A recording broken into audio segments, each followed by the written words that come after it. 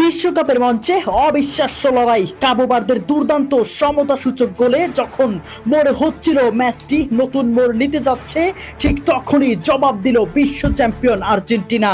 অতিরিক্ত সময়ে আর্জেন্টিনার দুর্দান্ত আক্রমণ থেকে আসে তৃতীয় গোল, আর আবারও এগিয়ে যায় মেসির দল।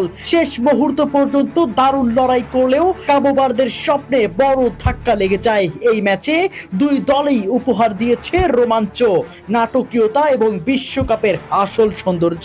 কি হয়েছিল তখন, চলুন দেখে নেই বিস্তারিত রিপোর্টে। বিশ্বকাপের রাউন্ড অফ 32-এ আজ স্পেনকে আটকে দেওয়া কাবো বার্দের বিপক্ষে মাঠে নেমেছিল বিশ্ব চ্যাম্পিয়ন আর্জেন্টিনা। প্রথমার্ধেই লিওনেল মেসির গোলে এগিয়ে যায় আর্জেন্টিনা। প্রথমার্ধ শেষে 1-0 গোলে এগিয়ে মাঠ ছাড়ে আর্জেন্টিনা, তবে এর পরেও টুইস্ট আরো বাকি। 59 মিনিটে কাবো বার্দের মিডফিল্ডারের অসাধারণ গোলে সমতায় ফেরে কাবো বার্দে। 1-1 গোলে সমতায় তখন দুই দল। এরপর দুই দল আক্রমণ পাল্টা আক্রমণেও আর গোল হয় না। 90 মিনিট শেষে 1-1 গোলে সমতায় নিয়ে খেলা শেষ করে আর্জেন্টিনা ও কাবো বার্দে। 90 মিনিট পর আবারও অতিরিক্ত সময়ে মাঠে নামে দুই দল। অতিরিক্ত সময়ে আবারও আঘাত হানে আর্জেন্টিনা।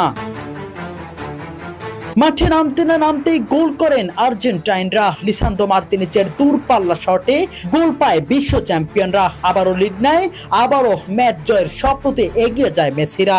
তবে সেটাও বেশিক্ষণ স্বস্তি দেয় না লিওনেল স্ক্যালোনিদের।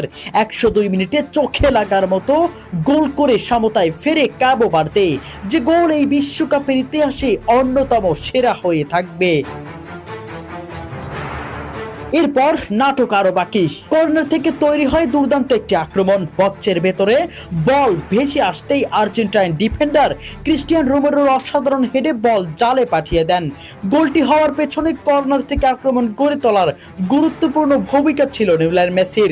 এই গোলে আবারও 3-2 ব্যবধানে এগিয়ে যায় বিশ্ব চ্যাম্পিয়ন আর্জেন্টিনা। 2-3 গোলের ব্যবধানে জয় নিয়ে বিশ্বকাপের রাউন্ড অফ 16-এ পা দিলেও লিওনেল মেসিরা। বিশ্ব ফুটবল তখন এক মুহূর্তের জন্য থমকে যেন গিয়েছিল।